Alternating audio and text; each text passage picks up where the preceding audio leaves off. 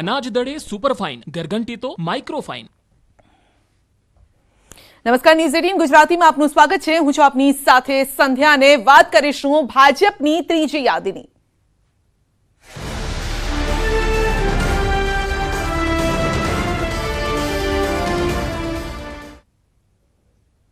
ભાજપની ત્રીજી યાદીનું કાઉન્ટડાઉન, જી હા, ગમે તે સમયે બીજા તબક્કાના 16 ઉમેદવારો જાહેર કરી શકે છે બીજેપી અને સત્તાવાર જાહેરાત પહેલા ન્યૂઝ 18 ગુજરાતી પર જોઈ લો સંભવિત નામ। સત્તાવાર જાહેરાત પહેલા ન્યૂઝ 18 ગુજરાતી બતાવ્યું છે, સંભવિત નામ બતાવવા જઈ રહ્યું છે। મહેમદાવાદથી અર્જુનસિંહ ચૌહાણને રિપીટ કરી શકે છે, હિંમતનગરથી રાજેન્દ્રસિંહ ચાવડાને રિપીટ કરી શકે છે, ગાંધીનગર ઉત્તર બેઠકથી 2 નામ છે રેસમાં, નીતિન પટેલ અથવા તો રીટાબેન પટેલની ચર્ચા ચાલી રહી છે। માણસા બેઠકથી 2 નામો રેસમાં। તો આપ જોઈ શકો છો ભાજપના સંભવિત જે નામો સામે આવી રહ્યા છે આ પ્રકારે છે। સંભવિત નામો: અર્જુનસિંહ ચૌહાણ મહેમદાવાદ, રાજેન્દ્રસિંહ ચાવડા હિંમતનગર, નીતિન પટેલ ગાંધીનગર ઉત્તર બેઠક અને રીટાબેન પટેલ ગાંધીનગર ઉત્તર બેઠકના આ નામ સામે આવી રહ્યા છે। જે સંભવિત નામ છે ન્યૂઝ 18 ગુજરાતી આપને બતાવી રહ્યું છે। માણસાથી અમિત ચૌધરીને ટિકિટ આપી શકે છે ડીડી પટેલ માણસાથી, તે પણ નામ સામે આવી રહ્યું છે। રાધનપુરથી લવિંગજી ઠાકોર, જી હા, કારણ કે રાધનપુર બેઠક સૌથી અગત્યની છે, ઠાકોર સમાજનું પ્રભુત્વ છે। આ સાથે જ જો લવિંગજીને આપે તો પછી અલ્પેશનું શું થશે તે પણ સવાલ ઉભા થઈ રહ્યા છે। ભાજપના સંભવિત નામ રણછોડ રબારી પાટણ અને કેસી પટેલનું પણ નામ પાટણથી સામે આવી રહ્યું છે। તો આ સંભવિત ઉમેદવારોના નામ છે।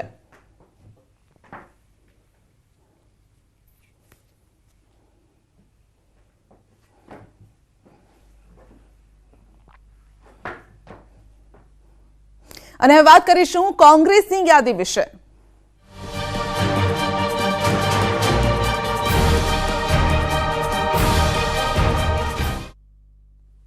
કોંગ્રેસના 5 સંભવિત ઉમેદવારોની યાદી ન્યૂઝ 18 ગુજરાતી પર ટૂંક સમયમાં કોંગ્રેસ જાહેર કરશે સત્તાવાર યાદી। જી હા, કોંગ્રેસના 5 સંભવિત ઉમેદવારો કયા હોઈ શકે છે યાદી જાહેર કરવામાં આવશે, પરંતુ કયા નામોની ચર્ચા ચાલી રહી છે તે અંગે પણ વાતચીત કરીશું। સત્તાવાર યાદી પહેલા ન્યૂઝ 18 ગુજરાતી બતાવી રહ્યું છે એ નામ 89 પૈકી 5ના નામની જાહેરાત હજુ પણ બાકી છે। છત્રસિંહ ઠાકોર ધ્રાંગધ્રાથી તેમને ઉતારી શકે છે। આ બેઠક પણ મહત્વની છે કારણ કે ગઈ વખતે ઓછા માર્જિનથી આ બેઠક બીજેપી જીતી હતી। જયંતિ જેરાજ પટેલ મોરબીની વાત કરીએ, કોંગ્રેસની આ યાદીમાં તેઓ હોઈ શકે છે જયંતિ જેરાજ। આ સાથે જ મનસુખ કાલરિયા રાજકોટ પશ્ચિમ બેઠકથી આ પણ નામ સામે આવી રહ્યું છે। રાજકોટ પશ્ચિમ બેઠક બીજેપીનો ગઢ માનવામાં આવે છે અને જીવણભાઈ કુંભારવાડિયા જામનગર ગ્રામ્ય બેઠકથી કોંગ્રેસ તેમને મેદાનમાં ઉતારી શકે છે। ગારિયાધારની વાત કરીએ તો મનુ ચાવડા અથવા તો બીજું પણ કોઈ નામ હોઈ શકે છે। આ એવા નામો છે જેની જાહેરાત હજુ પણ બાકી છે,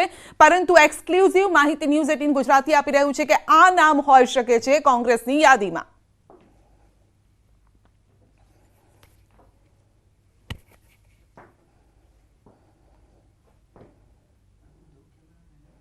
અને વાત કરીશું મધુ શ્રીવાસ્તવની।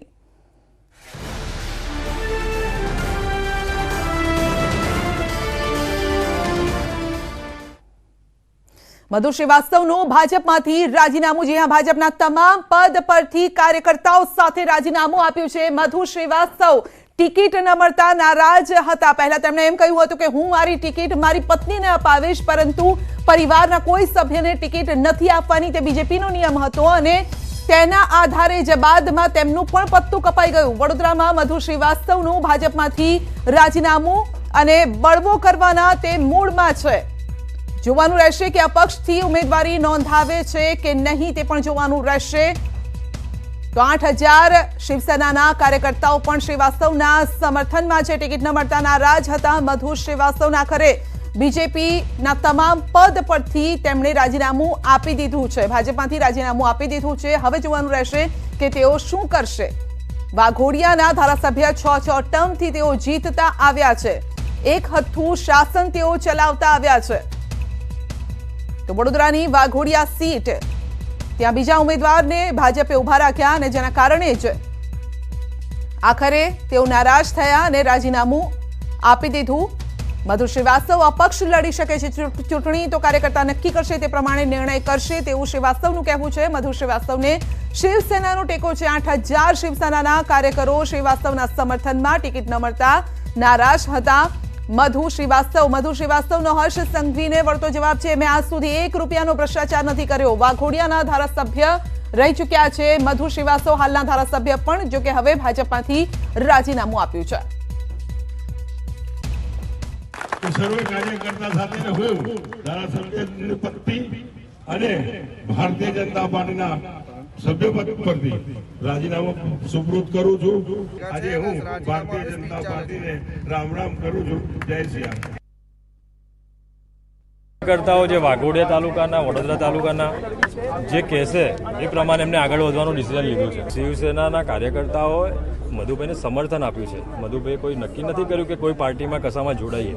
એમને જે કાર્યકર્તાઓ મિત્રો જે છે એ નક્કી કરશે એ પ્રમાણે એ આગળનું સ્ટેપ ભરવાના છે એ કીધું। ભારતીય જનતા પાર્ટી દ્વારા જે અન્યાય થયો, એમને ટિકિટ ના આપવામાં આવી, તો એ હવે અપક્ષ લડવાનું નક્કી કરી રહ્યા છે। તો અપક્ષ લડશે તો શિવસેના મુંબઈ દ્વારા એમને સપોર્ટ કરવામાં આવશે અને એમને અમારા દરેક કાર્યકરો એમના વિધાનસભા 136 વાઘોડિયાની અંદર દરેકને સપોર્ટ કરશે।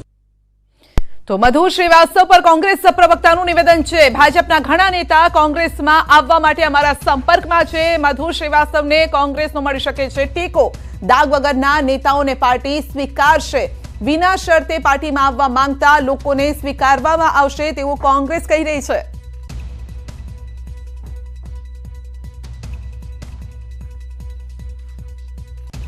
હું મધુ શ્રીવાસ્તવજી અને સમગ્ર પરિપ્રેક્ષમાં કહું છું કે ભારતીય જનતા પાર્ટીમાંથી નારાજ હજી તો તમારી જોડે એક નામ આવ્યું છે, અસંખ્ય, અને એમાં એવા મોટા મોટા નામો છે કે જે નામો મંત્રી રહી ચૂકેલા છે, એવા નામો પણ કોંગ્રેસ સાથે સંપર્કમાં છે।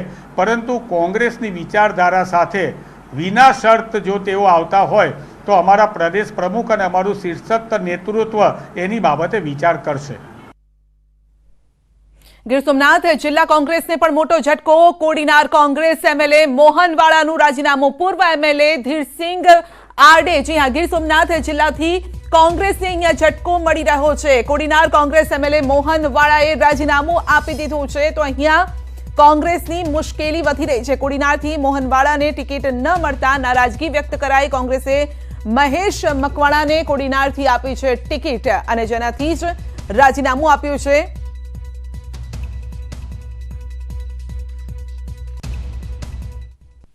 રાજ્યસભાની અંદર જે ધારાસભ્યોએ વફાદારીપૂર્વક કોંગ્રેસ પક્ષ તરફ મતદાન કર્યું છે એની કોઈની ટિકિટ કાપવામાં આવશે નહીં, આવી ખાતરી હોવા છતાં પણ પાર્ટી આવો નિર્ણય લીધો છે। એ પાર્ટીને યોગ્ય લાગ્યું એ કર્યું, એમાં અમને કોઈ વાંધો નથી। હા, કોંગ્રેસ પાર્ટીમાંથી રાજીનામું આપીશું। કોંગ્રેસની અંદર કદાચ એવું બને કે અમારા માટે મોહનભાઈ અમારા ધારાસભ્ય હતા અને એમને પણ પહેલીવાર ટિકિટ આપી હતી અને જીત્યા હતા ત્યાં, આ વખતે એમની જગ્યાએ બીજાને ટિકિટ આપેલી છે। આવી રીતે આવન જાવનની જે વાત છે એની અંદર એમણે જે રાજીનામું આપ્યું છે હકીકતમાં દુઃખદ છે। મોવડી મંડળ એમની જોડે ચર્ચા કરીને એમને મનાવી લેશે। અને હવે વાત કરીશું વસાવાના ઘરમાં ડખાની।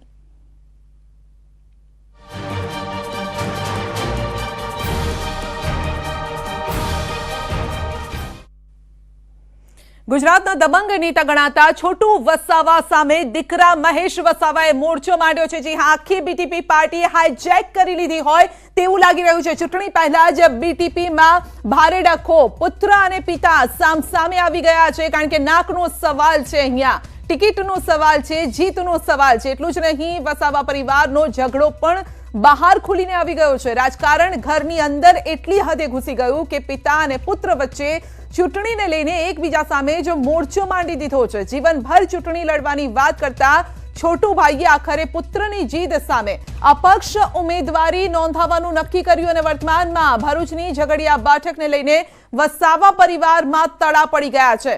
છોટુભાઈ વસાવાના પત્ની, તેમનો ભાણિયો રાજુ વસાવા, મોટા પુત્ર મહેશ વસાવા, નાના પુત્ર દિલીપ વસાવા, આમ આ દરેક લોકોએ ઝઘડિયા બેઠકની ચૂંટણી લડવાનું નક્કી કરતા પક્ષ નહીં પરંતુ પરિવારમાં જ કોકડું ગૂંચવાયું છે। ઝઘડિયા સીટ સિવાય બીટીપીમાં અન્ય મુદ્દો પણ વિવાદનું કારણ છે। છોટુભાઈ વસાવા નીતિશ કુમારની પાર્ટી જેડીયુ સાથે જોડાણ કરવા માંગતા હતા, પ્રચારમાં નીતિશ કુમારને બોલાવવા માંગતા હતા અને જેનો દીકરા મહેશે વિરોધ કર્યો. બસ ત્યારથી જ બીટીપીનો કકળાટ છોટુ વસાવાના પરિવારમાં પહોંચી ગયો.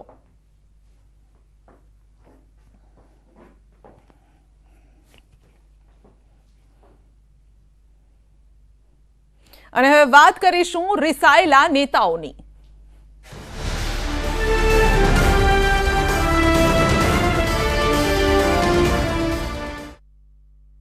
તો કોંગ્રેસથી નારાજ કોંગ્રેસ નેતા મનહર પટેલનું નિવેદન છે. કોંગ્રેસના પ્રવક્તા મનહર પટેલની ગર્ભિત ચીમકી છે, કારણ કે તેમને પણ ટિકિટ ન મળી અને ચીમકી આપવામાં આવી છે. કોંગ્રેસ નેતા મનહર પટેલ નારાજ થયા છે અને તેમણે ગર્ભિત ચીમકી આપી દીધી છે.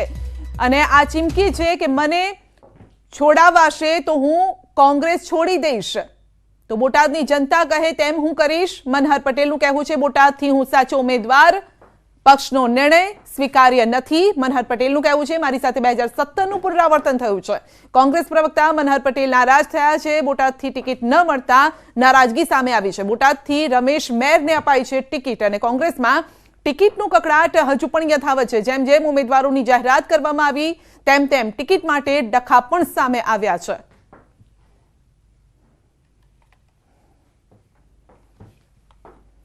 ની અંદર એ જ 2017નું પુનરાવર્તન મારી સાથે થઈ ગયું.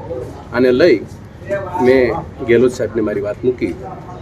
મને વિશ્વાસ ને ભરોસો છે કે ગેહલોત સાહેબે એમાં સકારાત્મક રીતે કંઈક નિર્ણય લેશે અને કોંગ્રેસ પક્ષનું કામ કરશે. મારો વિશ્વાસ ને ભરોસો છે કે મને આ વખતે બીજી વખત અને નિરાશ નહીં કરે અને મારો વિશ્વાસ એ છે કે પક્ષ પ્રત્યે મેં 22 વર્ષથી કામ કર્યું છે. મને પક્ષ હવે પછી પણ પરેશાન પણ નહીં કરે. એક વસ્તુ છે કે મારી બોટાદની જનતા કહેશે ભારતીય જનતા પાર્ટી અને આપ સિવાયનો કોઈ પણ વિકલ્પ કરશો તો અપક્ષમાં લડી શકો. આપ અને ભારતીય જનતા પાર્ટીના પક્ષ કરતા કોઈ પણ. હવે કોંગ્રેસ પક્ષ છોડશો? મને છોડાવે તો હું છોડી દઈશ, હું નહીં છોડું. પાર્ટીએ નિર્ણય તો લઈ લીધો છે. પાર્ટીએ પોતાના નામની જાહેરાત પણ કરી દીધી છે. રમેશ મેર જે કેન્ડિડેટ જાહેર કરી દીધા છે. હવે મનહર પટેલ શું કરવા ઈચ્છી રહ્યા છે? પ્રદેશ પ્રમુખ હોય, પ્રદેશ પ્રભારી હોય, અશોક ગેહલોત સાથે મુલાકાત, શું નિર્ણય રહ્યો, શું વાતચીત રહી? એ તો પક્ષને જોવાનું છે. પક્ષે જે નિર્ણય લીધો છે પક્ષને વ્યાજબી લાગતો હશે તો વ્યાજબી રાખશે. પક્ષને એવું લાગતું હશે કે મારી વિનંતી પછી કે આ વ્યાજબી નથી અને મનહર પટેલને આમાં બદલવા જેવું છે તો પક્ષ બદલશે. એ નિર્ણય 24 કલાકમાં ખબર પડી જશે. કાલ સવારમાં બપોર 3 વાગ્યા સુધીમાં તો ટાઈમ પૂરો થઈ જશે. મનહર પટેલ અપક્ષ લડવાની શક્યતાઓ કેટલી? નહીં, એ ટકામાં મૂકવું એના કરતાં હું હજી બોટાદમાં જઈ રહ્યો છું. બોટાદમાં લોકોને મળીશ, મારા ટેકેદારોને મળીશ. કોંગ્રેસ પક્ષના પણ એક આગેવાનો ઘણા બધા છે જે અમારી નેતૃત્વને સ્વીકારે છે. એને પણ સામે મારી વાત મૂકીશ. લોકો કહેશે, મતદારો કહેશે, કોંગ્રેસ પક્ષના આગેવાનો કહેશે. એ પણ મનહર પટેલની શું ઈચ્છા? મનહર પટેલ, કારણ કે તમે જે 2017માં પણ તમે છેલ્લી ઘડીએ કપાયા, તમને મેન્ડેટ આપ્યું, ત્યારબાદ નવા વ્યક્તિને મેન્ડેટ આપવામાં આવ્યું. ફરી એ સ્થિતિ થઈ કે મનહર પટેલ દાવેદાર હતા. મનહર પટેલ પ્રવાસ પણ કરી રહ્યા હતા. મનહર પટેલની જગ્યાએ બીજા અન્ય વ્યક્તિને ટિકિટ આપવામાં આવી. તો મનહર પટેલ પોતાના સમર્થકો સાથે અહીંયા પહોંચ્યા છે. તો મનહર પટેલનો શું નિર્ણય કે પાર્ટી ટિકિટ ના આપે તો મનહર પટેલ અપક્ષ લડશે? મનહર પટેલનો શું સ્ટેન્ડ રહેશે? નહીં, હું એ જ કહું છું કે વ્યક્તિ તરીકે બોલવામાં બહુ રૂપાળું લાગે કે બધા કહેશે એમ કરશું, આ છે તે છે. પણ એક વસ્તુ છે કે મને હજી મારી પાર્ટીએ એનો છેલ્લું અલ્ટિમેટ નથી આપ્યું ત્યાં સુધી મારે એ હું અત્યારે વાત કરું તો પણ વ્યાજબી નથી. તો કિસાન કોંગ્રેસના ચેરમેન પાલ આંબલિયાની ટિકિટ કપાતા સમર્થકોમાં નારાજગી છે. કિસાન કોંગ્રેસના પ્રવક્તા અતુલ કામાણીએ ન્યૂઝ 18 ગુજરાતી સાથેની વાતચીતમાં આ વાત પણ કરી છે, કારણ કે પાલ આંબલિયા જે સતત ખેડૂતોના મુદ્દા ઉઠાવતા આવ્યા છે તેમની પણ નારાજગી સામે આવી છે. તેમને ટિકિટ નથી આપવામાં આવી અને કહ્યું છે કે પાલ આંબલિયા અપક્ષમાંથી લડવાનું કહેશે તો પણ અમે તેમની સાથે છીએ. તો કેટલાક સમર્થકો તેમની સાથે છે તેવું કહેવું છે. જો અપક્ષમાંથી પાલ આંબલિયા ચૂંટણી લડે તો સમર્થકો તેમને સાથ આપશે. વાત કરીશું, શું નારાજગી છે? સૌપ્રથમ તો ભારત દેશને કૃષિ પ્રધાન દેશ માનવામાં આવે છે. સૌરાષ્ટ્ર અને ગુજરાતના 70% ખેડૂતો મત આપી અને ગુજરાતની સરકાર બનાવતા હોય ત્યારે કિસાન કોંગ્રેસ માટે હર હંમેશને માટે કામ કરતા અમારા પાલભાઈ આંબલિયા જે હંમેશા ખેડૂતોના પ્રશ્ન માટે તત્પર હોય છે. અમારા ચેરમેન પાલભાઈ આંબલિયા દ્વારકાથી 100% ટિકિટ મળશે એવી આશા સાથે પાલભાઈ આંબલિયાને ટિકિટ મળે અને અમે એને જીતાવશું એ જ એક જ વાત હતી. પરંતુ ગઈકાલે જ્યારે પાલભાઈની ટિકિટ કાપવામાં આવી 100% અમને દુઃખ અને નારાજગી પણ જોવા મળી. કરીને કિસાન કોંગ્રેસની આ નારાજગી છે કેવી અસર કરી શકે છે આગામી દિવસે? આમ જોઈએ તો હંમેશા ખેડૂતો માટે તત્પર જે વ્યક્તિ કામ કરતો હોય એને ટિકિટ ન મળે એટલે 100% આ ટિકિટ ન મળતા બીજી સીટોમાં પણ આની અસર પડશે એવું જોતા અમને લાગી રહ્યું છે. પણ પાલભાઈને નારાજ કરવામાં આવ્યા હતા અને કમિટમેન્ટ કરવામાં આવ્યું હતું કે 2022માં તમને 100% ટિકિટ આપશું, પરંતુ એ કમિટમેન્ટ ઉપર કોંગ્રેસ અત્યારે ઊભી નથી. એટલે પાલભાઈ આંબલિયાનો જે નિર્ણય હશે એની સાથે હરમેશને માટે કિસાન કોંગ્રેસ જોડાયેલું હોય છે. એટલે પાલભાઈ અમને એમ કહે કે અમારે અપક્ષ ઉમેદવારી કરવી છે તો 100% એને અમે સમર્થન આપશું. કોંગ્રેસે ટિકિટ ન આપવાનું કારણ આપણે માનીએ તો મારા અંદાજ પ્રમાણે બીજું તો કાંઈ ન હોઈ શકે, પણ ક્યાંક ને ક્યાંક અમે ને ટૂંકા પડ્યા હોય એવું અત્યારે લાગી રહ્યું છે. કોઈ બીજા વ્યક્તિએ લોબિંગ વધારે કર્યું હોય અને ટિકિટ એને આપી હોય, અથવા તો પૈસાના જોરે. કિસાન કોંગ્રેસના ચેરમેન એક સામાન્ય ખેડૂત પરિવારમાંથી આવે છે અને ખેડૂત પરિવારના નાતે કદાચ નાણાકીય ભીડના હિસાબે આ લોકોએ એવું પણ જોયું હોય કે આ પૈસા ન વાપરી શકે ને આ ટિકિટ કદાચ દીધા પછી કદાચ હાર થાય એવું વિચારીને કદાચ. તો ફોર્મ ભરવાનો એક દિવસ બાકી છે અને કોંગ્રેસમાં હજુ પણ કોકડું ગુંચવાયેલું છે. રાજકોટ પશ્ચિમ બેઠક 2 બળિયાની ખેંચતાણ અહીંયા પણ સામે આવી છે. જાહેરાત નથી થઈ પરંતુ સામસામે ટક્કર અત્યારે જોવા મળી રહી છે. એક જ દિવસ બાકી છે, આવતીકાલનો દિવસ છે ફોર્મ ભરવાનો, પરંતુ તેમ છતાં હજુ જાહેરાત બાકી છે ને તેને લઈને 2 બળિયા સામસામે છે. તો ગોપાલ ઉનડકટ અને મનસુખ કાલરિયા વચ્ચે ટિકિટની ખેંચતાણ. 2 બળિયાની ખેંચતાણમાં લલિત કગથરાનું નિવેદન છે કે બંને નેતાઓ પાર્ટીના મજબૂત કાર્યકર છે, પાર્ટી સમજી વિચારીને નિર્ણય લેશે.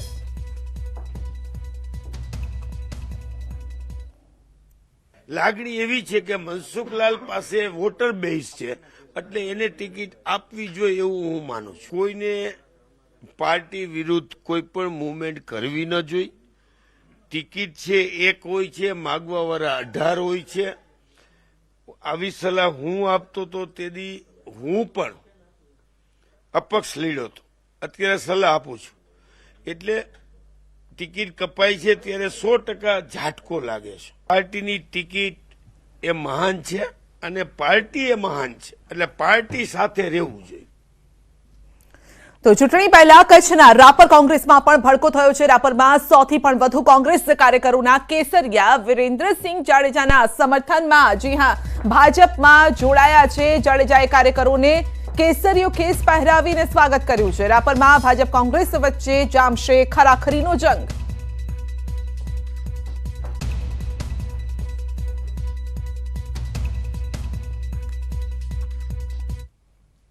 આખરે વલસાડની ધરમપુર બેઠક પર કોંગ્રેસનું કોકડું ઉકેલાયું છે. કોંગ્રેસે પૂર્વ સાંસદ કિશન પટેલને ટિકિટ આપી અને મેદાને ઉતાર્યા છે. કિશન પટેલને ઉમેદવાર તરીકે પસંદ કરાતા તેમના સમર્થકોમાં પણ ઉત્સાહનો માહોલ છે. ટિકિટ મળ્યા બાદ કિશન પટેલે પાર્ટીનો, કાર્યકર્તાઓનો, પોતાના સમર્થકોનો આભાર માન્યો છે અને આ વખતે પૂરી તાકાતથી કોંગ્રેસ ચૂંટણી લડશે અને ધરમપુર વિધાનસભા બેઠક જીતશે તેવો આશાવાદ વ્યક્ત કર્યો છે. સાથે જો થોડા દિવસ પહેલા કોંગ્રેસમાં જોડાયેલ કલ્પેશ પટેલને લઈ આંતરિક રાજકારણ પણ ગરમાયું.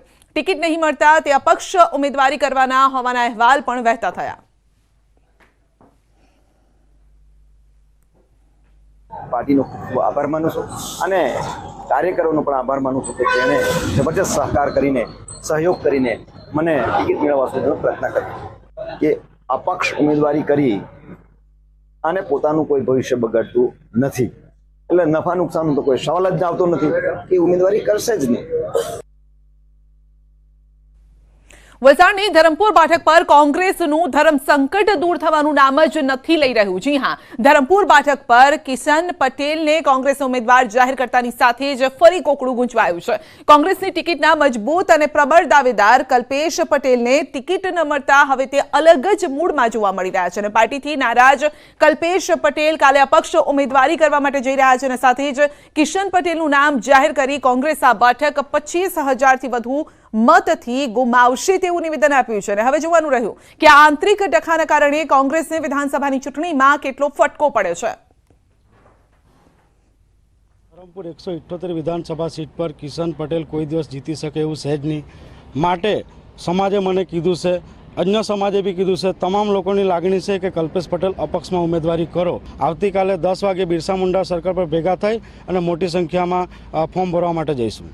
મને લાગે છે કે 25,000 વોટથી હારવાના દાવા કરે છે. બુલેટિનમાં આગળ વધીશું નાનકડા બ્રેક બાદ.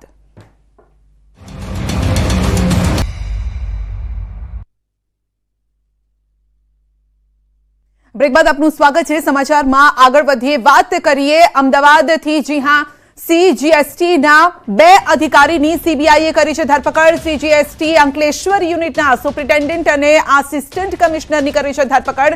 લાંચ માંગવાના ગુનામાં લાંચ લેતા બંને અધિકારીઓની સીબીઆઈ દ્વારા ધરપકડ કરવામાં આવી છે. વેપારી પાસે મહિના દીઠ 1.5 લાખની માંગી હતી લાંચ. ₹75,000 લાંચની રકમ સ્વીકારતા સીબીઆઈના હાથે ઝડપાઈ ગયા બંને અધિકારીઓ. મોડાસાથી વાપીના રોડ પર માલની હેરફેર માટે સેન્ટ્રલ GST વિભાગના કર્મીઓએ માંગી હતી લાંચ અને લાંચ લેતા ઝડપાઈ ગયા છે. તો આખરે આ બંને અધિકારીઓની ધરપકડ કરવામાં આવી છે. તો અંકલેશ્વરના આ બંને અધિકારી અને વેપારીઓ પાસે તેમણે માંગી હતી 1.5 લાખની લાંચ માંગી હતી. વધુ અપડેટ મેળવીશું સંવાદદાતા નવીન પાસેથી. જી નવીન, 2 અધિકારી ઝડપાયા છે લાંચ લેતા. સંધ્યા, જે રીતે CGST એટલે કે સેન્ટ્રલ GST ડિપાર્ટમેન્ટના 2 અધિકારીઓ, એક સુપ્રિન્ટેન્ડન્ટ છે અને એક આસિસ્ટન્ટ કમિશનર છે, દિનેશકુમાર અને યશવંત માલવિયા, બંને આરોપીઓ જે છે તે વેપારી પાસેથી 1.5 લાખની માંગણી કરી હતી. ખાસ કરીને મોરબી વાપી રોડ ઉપર તેમના જે માલની અવરજવર થાય છે તેની અંદર બાંધછોડ કરવા અથવા તો નિગ્લેક્ટ કરવા માટે આ ડિમાન્ડ કરવામાં આવી છે 1.5 લાખની, જેમાં 75,000ની લાંચ લેતા રંગે હાથ બંને પકડાઈ ગયા છે. મહત્વની વાત છે કે તેમની જે ઘરની સર્ચ કરવામાં આવ્યું છે ત્યાંથી પણ કરીબ 1.97 એટલે કે ₹1,57,000 બી મળ્યા છે. હવે સીબીઆઈ એ તપાસ કરી રહી છે કે આ લોકોએ આ રીતે કેટલા આવી રીતે રૂપિયા કમાણી કરી છે, કોઈ મિલકત વસાવી છે કે કેમ, તે તમામ દિશાઓમાં અત્યારે બંને આરોપીની તપાસ ચાલી રહી છે. સંધ્યા, બિલકુલ નવીન, આપનો આભાર અમારી સાથે જોડાવા બદલ.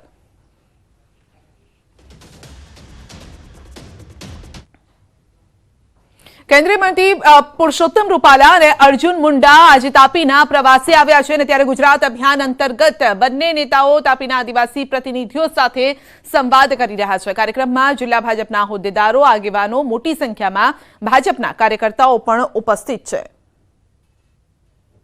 તો તાપીના વ્યારા ખાતે કેન્દ્રીય મંત્રી પુરુષોત્તમ રૂપાલાએ રાજકીય પક્ષો પર આક્ષેપ કર્યા. પુરુષોત્તમ રૂપાલાએ ચૂંટણીને લઈને રાજકીય પક્ષો દ્વારા કરવામાં આવતી વિવાદિત ટિપ્પણીઓને લઈને આક્ષેપ કર્યા છે. મત માંગવા માટે ગુજરાતનું વાતાવરણ બગાડવાનો પ્રયાસ ન કરવો.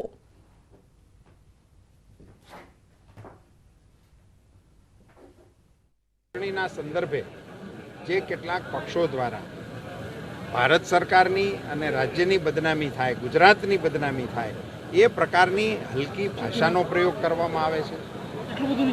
ત્યાં સુધી કે ગાળો બોલી પ્રધાનમંત્રીશ્રીની સાથે જે પ્રકારનું વર્તન કરવામાં આવે છે રાજકીય રીતે, મત માટે વિપક્ષો આવે અને મતની માંગણી કરે એમાં કશું કહેવાનું ના હોય, પણ ગરવી ગુજરાતની અંદર ક્લિષ્ટ ભાષાનો પ્રયોગ કરી અને જે વાતાવરણને બગાડવા માટેનો પ્રયાસ થઈ રહ્યો છે એની તરફ મારો ઇશારો. કેરળ ભાજપના પ્રદેશ અધ્યક્ષ કે સુરેન્દ્રન ગુજરાતની મુલાકાતે છે અને ત્યારે કે સુરેન્દ્રને કેરળના લોકો સાથે બેઠક કરી. પ્રધાનમંત્રી મોદીના કામથી લોકોને વાકેફ કરાવ્યા. સાથે જ વિધાનસભાની ચૂંટણીને લઈને નિવેદન આપ્યું કે આ વખતે પણ ભાજપ બહુમતીથી જીત મેળવશે.